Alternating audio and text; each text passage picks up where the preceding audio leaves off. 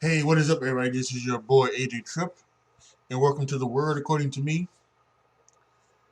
This is normally a monthly podcast where I talk about whatever I feel like it. I took some time off in the summertime and came back for a couple podcasts, and I've missed October, to be very honest with you. But I think that was just an oversight on my part. October was a ridiculous month for me. So I get one here, and I'm gonna try to get one in December. I'm gonna try. I'm not gonna, make any promises, but this one is gonna be a pretty easy and pretty short one for you to listen to today. This is just about voting. Voting is election day is tomorrow, and we need you guys to go out, get out there and vote. Vote Democrat. And when we know the Democrats are gonna vote Democrat, and I'm talking to those who are the independents and the non-Trump Republicans. And I know, like, you may think, well, come on now, you're going to, you know, are you really thinking that you're going to change the minds of Republicans? Well, at least maybe for, you know, two more cycles. This midterm election and then the one in 2024. Because I think these two are going to be the biggest elections coming up um, in the next years, because these midterm elections are going to determine what happens in the Senate and in the House, who controls Congress. Many people are expecting a red wave to go over both, uh, meaning that there will be a balance of power that shifts from the Democrats holding not only the president but in Congress to the Democratic president, but the um, Republican Congress. And it takes me back to a time when I was in high school, and my earth science teacher, he brought up something like that. He brought up that he would, if he voted for one thing in for like the president, if he voted for a Democrat or a Republican, he would vote the Congress the opposite thing. And obviously at the time I wasn't really too into politics, as no, I'm not into politics now, but I am just, you know I am what I am, you know but you know when I think I'm back on it, that's so totally stupid. And we've seen it the past thing, the past like decade or so. Obama had a Democratic Congress for 2 years, and then the rest of his terms, both terms, he had a Republican Congress and could really do barely anything with that. And Biden is the same thing. Biden has had 2 years, and it looks like he's going to have a Republican Congress, and again, not be able to do anything. And there's even I've been seeing thing, watched Bill Maher, and I was thinking about playing the Bill Maher um, new rules thing at the end, because I thought it kind of makes sense, because the Republicans are going to try to go out there, and if they get the Congress, they're going to try to impeach Biden, get him out of the office, and do that, and it's going to be crazy. And there's a lot of election deniers out there that are on the terms, that are on the ballot out there tomorrow wherever you vote. There are a bunch of governor races that are on the ballot, and those races are important because the governors can shape the national policy. And so it's a really big day. Um, you know, if you don't know, all 435 seats in the House of Representatives and about a third of the Senate will be determined tomorrow in tomorrow's elections. Some races are tighter than others, But there are some out there that you know some may change and some may stay the same.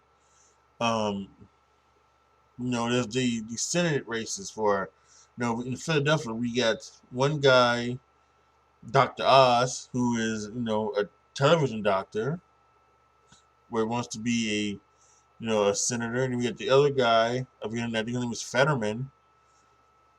I guess he's had some health issues and wants to know if he's physically healthy enough to be a senator. Oprah has come out and even though Oprah brought Dr. Oz to the scene, she has come out, for Fetterman because he's a Democrat. She's a Democrat. And in Georgia, we got the mockery down there. I don't know what the hell Georgia was ever thinking. How did Herschel Walker get to be the Republican nominee for the Senate against, there was no other Republicans that were running, and he's running against Raphael Warnock, who's a reverend and who really should not be a senator to do the things of church and state. You shouldn't be a reverend and have to and take political stances and political, you know, um, places. That should not be happening. So all of these things are just ridiculous out there, and there's so much stuff. We could talk about that. Abortion is on the ballot. As you know, Roe versus Wade has been deemed gone by the Supreme Court. But ballots in California, in Michigan, and Vermont will bolster abortion rights protections in their state constitution. Kentucky ballot will reject any constitutional right to abortion. Montana's Born Alive Infant Protection Act would subject medical providers to fines and prison time if they don't provide life-saving care to infants, including those born alive after an abortion. All of this is happening, right?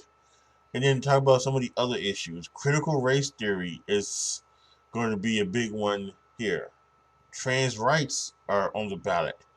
LGBTQ issues are on the ballot, and they are shaping political contests from local school board races to campaigns from governors, state legislature, and even in the Congress itself. There are some big things on the ballot. And this also might decide who's going to run for president in 2024. As we all know, Donald Trump is looking to be like he's back on the thing and headed for 2024. And him and Ron DeSantis are starting it already. Donald Trump called Ron DeSantis the governor of Florida. Called him what did he call him? Ron DeSantimonious or something like that. So he's out there starting right now. So who knows what else is going to happen? It is just such a big deal, this midterm elections. And like I said, that leads into 2024, and that being maybe the most biggest election, because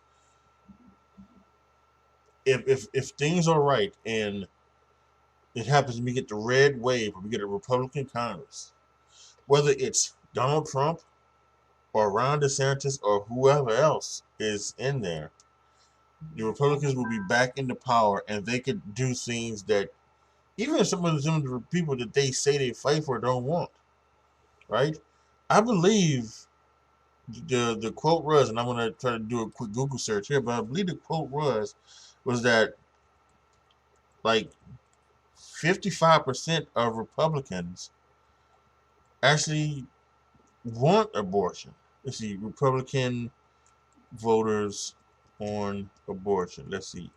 Quick Google search and see if I can get something here really quick for you guys. So this is from June 27th, 2022.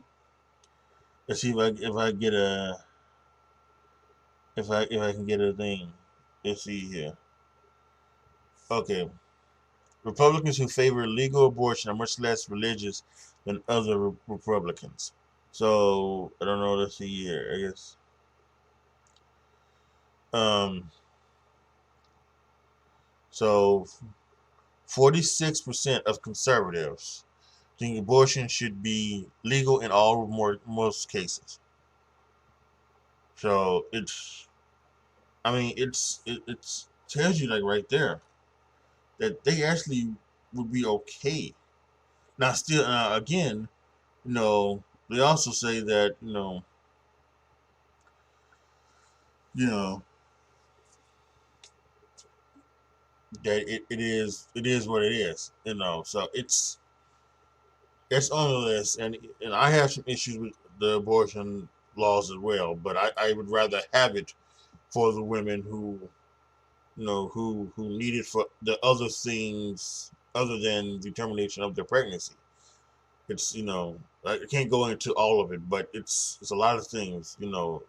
It's more than just terminating a pregnancy. It could be saving the woman's life. So much stuff is on the ballot, including slavery. Believe it or not, check this out. 5 states have slavery on the ballot in 2022. This comes from the BBC News, BBC.com. So this is by Max Matza, BBC News, Seattle. It's 157 years since the U.S. Constitution banned chattel slavery, in which one person is the legal property of another, but left in place an exemption for convicted prisoners. Throughout most of the U.S., slavery is still legal as punishment for a crime.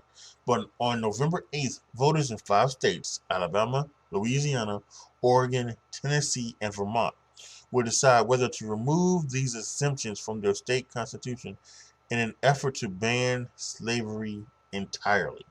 The outcome could enable prisoners to challenge forced labor. Some 800,000 currently work for pennies or for nothing at all. 7 states do not pay prison workers any wage for most job assignments. Supporters of change say it is an exploitative loophole that must be closed, but critics argue the move is unaffordable and could lead to unintended consequences in the criminal justice system. The roots of the modern system originate in the centuries of enslavement of African Americans, human rights researchers say.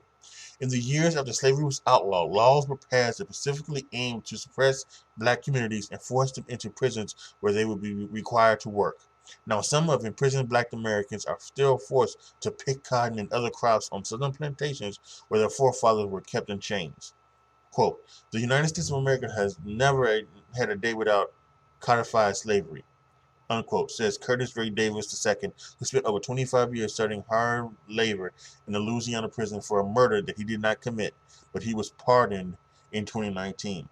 Mr. Davis held a variety of jobs at the notorious Louisiana State Penitentiary, nicknamed Angola after the plantation for which many of the African slaves in the area were brought. Quote, I worked for 25 years and came home with $124, quote, unquote, says Mr. Davis, who was never paid more than 20 cents per hour for his work, which he says was, quote, against my will and at gunpoint, unquote. Around 75% of prisoners at the penitentiary are black, according to the Innocence Project, a group that works to exonerate wrongly convicted prisoners. They argue that Angola is essentially a place where American slavery never ended. And I'm not going to read this all, but it just goes on and on and on. Colorado, Nebraska, Utah have passed measures banning all forms of slavery since 2018. And there are and there's a whole bunch of other things as well here. They're all on the ballot. So as you get ready to go out tomorrow and vote, and vote for who you want to be the leaders of your state, the leaders of this country, the leaders of your future, your family, your kids, your daughters, your sons, everything like that, nieces and nephews, brothers and sisters, even maybe. So go out there and vote. Remember all of these things that are happening, and the things that you saw in the Trump administration. Yes, maybe you're not obsessed with Joe Biden, and yes, Joe Biden makes a lot of missteps and says the wrong thing and does things that you Biden you raise an eyebrow to. But aren't him and the Democrats better than anything the Republicans could do? Really? And again, this is not going to change the mind of any of the hardcore staunch Republicans, the MAGA Republicans, however you want to call them. I'm talking to those independents and talking to those non-Trump Republicans who were this so disinterested in what Trump did and all the things that Trump said, and here we are a couple years from maybe having him back. Is it really that bad? Who knows? Maybe I'm just speaking into the ether, and that could be very, very much because I truly do believe that the Democrats are going to vote for Democrats, Republicans are going to vote for Republicans, no matter what. But I also would like to think that there are some things that I wouldn't vote for a Democrat for. Just just because he's a Democrat. Back in when I first moved down here in 2020, I voted. I live in North Carolina now. I voted for Chicago. Voted in the Chicago election in 2020, and I didn't vote for Kim Fox. Even though she's a Democrat, I voted for it was either the other Democrat or the Republican. And the reason why I did that is because Kim Fox is obviously, crooked. Obviously crooked. She didn't want to, do Jesse Smollett. She did all of the crimes of black people. She undid them. Even though there was no evidence whatsoever that they were, wrongfully convicted or anything like that. She did it because they were black and she was black. So she needed to go. I believe she's still up there right now. I don't know if she's on the midterm ballot. I'm not going to vote in this election. And I know that may seem hypocritical, but I'm going back to Chicago next year. So I just didn't think it would be right to vote down here in North Carolina, and I don't know if I could have voted in the ones for Illinois. To be honest with you, I didn't check it. Maybe I could have, and that's on me. But I'm not voting in this one because I'm going back to Chicago next year. So, but it's she was awful, and I voted for it. And I would do it if there was someone else. Like if Herschel Walker was a Democrat, I don't know if I could vote for him because how freaking stupid he is. Ridiculously said on national TV with a straight fucking face, put my record up against Obama. What the fuck have you done in politics, Herschel Walker, for you to have the nerve and the gall and the audacity to sit up on national TV and say, put my record up against Barack Obama? Get the fuck out of here. But we'll see. We'll see if those Republicans in Georgia vote for him. Those independents in Georgia vote for him. We'll have to wait and see. We'll find out tomorrow. Tomorrow's going to be a big night on television. a lot of races are going to be on the thing, and I don't know. Usually Tuesday nights for me are NXT.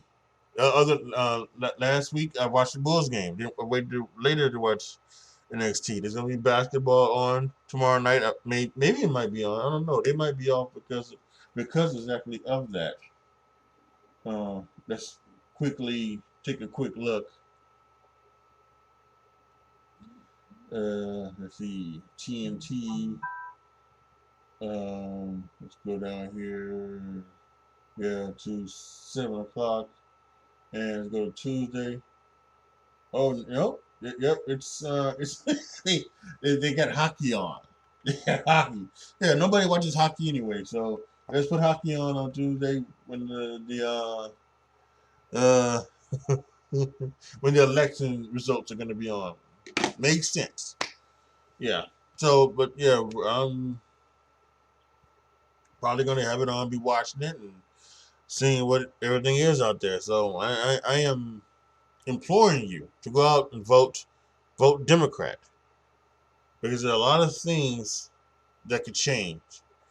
And if you were upset at the fact that you know the Roe versus Wade was overturned by the Supreme Court, if you're worried that things like gay marriage and transgender rights and all other things are going to be start to be overturned by you know the Republicans, and we wonder why Republicans care so much about these things, then yeah, I think it's probably your duty to go out and vote Democrat. I really do. Again, not saying that you have to change your party and be a Democrat, but I really do believe this year, 2022 and 2024 are going to be the elections that change the course of America, and whether it becomes the country that we want to be or the country that only that we don't want to be. And I know there are some people out there that want this country to be one sort of thing, and another country that wants it to be another one. If one side wants it to be great, one side wants it to be great again. And this country is great, and I think it can stay great. By the way, I've not mentioned anything about any of the guns and the mass killings and shootings that have happened, forever in a day. That I'm sure that's on the ballot somewhere too. So yeah, I didn't want to make this too long of a podcast. Just wanted to give my opinions, read some stuff for you guys, and just say if you're tired of mass shootings, if you're tired of being treated like second class citizens, if you're just overall tired of the the ridiculousness that the Republicans spew and misinformation that they spew each and every day on television, you should probably go out and vote Democrat. All right, that's gonna be it for me this evening, this morning, whatever this is. I'm recording this podcast. Thank you guys so much for listening, especially this episode, because I know politics isn't everyone's thing. And if you listen to my podcast, you probably don't want to listen to politics a lot. You probably got to get away from it. But this is a special time right now with election day being tomorrow. So, yeah, I really do appreciate it. If you have listened to this, I thank you very much. Make sure you check out my other podcast if you like sports. No politics involved in there. The Game According to Me. You can find it on many different avenues and places. So just search The Game According to Me. Which, by the way, I received an email that this podcast is hosted by Sounder, and Sounder would be leaving. I think at the end of this year. So I'm going to at some point be moving all of my stuff over to Anchor. So if you're listening to this podcast, like there's a possibility that this podcast will be gone. I will be keeping up with you um, in the new year. That's what probably that is what probably I'll do in the podcast for the new year. This I'm gonna move this podcast over to Anchor FM, and I would tell you all of the places that you can find this podcast. Um, so yeah, I would probably just continue to check up on me. Go to Sonder.fm, go to Anchor.fm, and search the game according to me, search the word according to me, and to keep up with these podcasts as things are going to change over the next couple months. All right, guys.